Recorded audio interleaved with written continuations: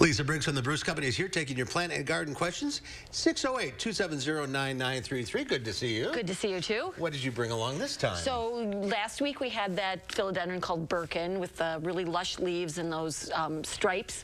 And this one is called Pink Princess, and this would be another designer plant or collector plant. And so all the easy care things about a philodendron, but looks really cool. So it's not disease? It's not... No, it's not disease. It is pink on purpose. But they're not all pink. They're not all pink, so it's a light thing, and it's variable. So, but it's kind of cool. Like this one here just has this pink blotch on the side. Yeah. All right, let's get to the phones. We will start with Dave from Madison. Hi, Dave. What's your question? So, I have a magnolia that's almost 2 years old, and I just want to know the best time to fertilize it. If it's been in 2 years, Dave, you can go ahead and fertilize it this spring. And what you could use is probably the easiest thing for trees and larger shrubs would just be spikes. And so there are a number of different ones on the market. We carry the ones from a company called Job. And yeah, they're super easy. Just follow the instructions for how big the tree is. That's how many spikes you put in. Okay, pretty easy. Pretty easy. All right, let's go to Tim in Stoughton. Hi, Tim. Hi.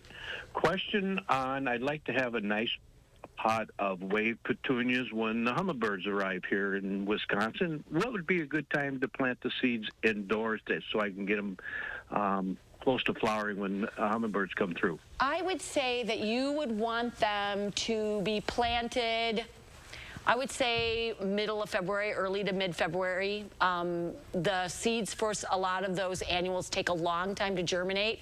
I don't know that you'll get flowers, though. A lot of that also depends on day length and fertilizer. So once you get them to a good size, you'll want to put them on a bloom-boosting fertilizer on a regular basis if you want to get the flowers super early. Well, that's kind of nice to start thinking about spring already. It is. It's the time to think about seeds now, for sure. But you can't plant anything yet. By the end of the month, early February, you can plant things like onions. If you're going to do any perennials from seed, you can start those.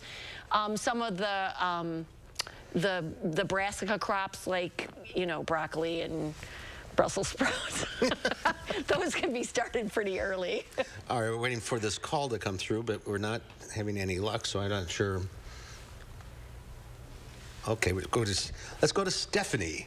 Hi, Stephanie. What's your question? Hi, yes. I was wondering if I could get some tips on how to grow cucumbers in planters. Every year I plant, and they seem to be growing really well, have lots of blossoms on them and everything, and then all of a sudden it just seems like they just, like, die off. I don't know if I'm watering too much, not enough, or... What you'll want to do, Stephanie, is make sure that you get seeds that are varieties that are meant to go in containers. And so there are a number of they're generally going to be the smaller cucumbers. You want, generally, the bush varieties do better in containers than the climbing ones. If you do find some climbing ones, you're going to want to make sure that you put in a structure for them to climb. And then also, they need plenty of sun.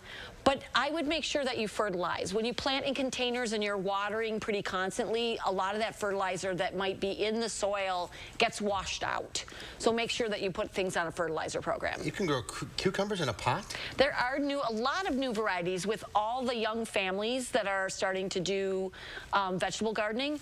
They have really turned around, and they have a number of varieties that are sort of, you know, hybridized for pots. Interesting. Yeah. All right, let's go to Mary. Hi, Mary. What's your question? Yeah, I have an amaryllis, and it blossomed with 4 blossoms on one stem, and they're done now, but I've got another one coming up on the other side of the bulb, and I'm wondering what to do to keep so I can grow it another year. So, Mary, what you're going to want to do, the stalk that is done flowering, you're going to cut that back all the way to the bulb. And then once the second one is done, you're going to cut that one back too. And then keep those strappy leaves going. The best thing to do then is to put it outside for the summer, give it some fertilizer, and then touch base with us in late August or early September. There's a whole process for getting amaryllis to go through a dormancy period and then, you know, get ready to flower again, and we'd be delighted to help you with that at the store. And the bigger the bulb, the bigger the bulb, the bigger the flowers. And the bulbs get bigger every year. And then they also will send out little bulblets on the bottom. I used to send those to my mom in Florida. She'd put them in the garden. All right, we are out of time.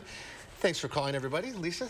Yeah. Thanks to you. We'll see you next week. I will see you next week. All right.